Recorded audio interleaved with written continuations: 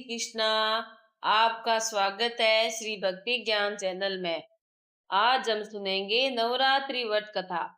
बृहस्पति जी ने ब्रह्मा जी से पूछा कि नवरात्रि का व्रत चैत्र, आषाढ़, आश्विन और माघ मास के शुक्ल पक्ष में ही क्यों किया जाता है, इसका फल क्या है, विधि क्या है और इसे सबसे पहले किसने किया था।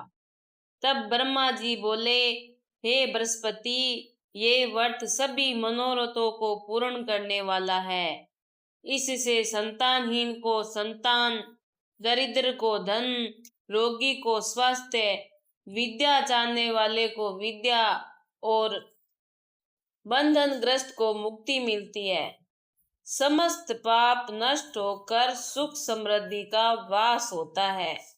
यदि कोई उपवास नहीं कर सके तो एक समय भोजन कर कर कथा सुने।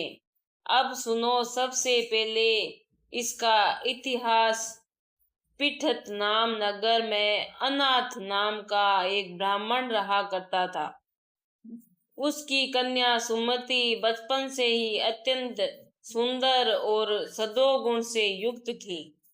वह पिता के साथ भगवती दुर्गा की पूजा में सम्मिलित होती, किंतु एक दिन सहेलियों के साथ खेल रही थी तो पूजा में उपस्थित नहीं हो सकी।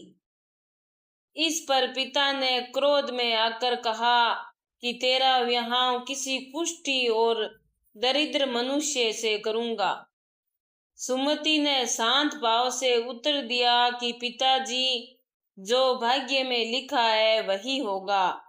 ये सुनकर पिता ने सचमुच उसका विवाह एक कुष्ठ रोगी से कर दिया।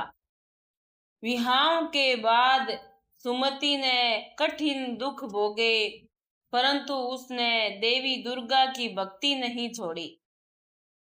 जब चैत्र शुक्ल नवरात्र आया तो उसने श्रद्धा और नियम से नवरात्रि व्रत किया। यथाशक्ति उपवास, पूजन, हवन और देवी का ध्यान किया। उसकी अटूट श्रद्धा को देखकर माता दुर्गा प्रकट हुई और वरदान दिया कि उसका पति रोग मुक्त होकर सुंदर, स्वस्थ और धनवान होगा। घर में धन धान्य की वृद्धि होगी और अंत में दोनों को मोक्ष मिलेगा। उसी क्षण उसका पति कुष्ठ रोग से मुक्त होकर तेजस्वी हो गया और घर में संपत्ति का आगमन हुआ। नगरवासी इस चमत्कार को देखकर नवरात्रि व्रत की महिमा का गुणगान करने लगे।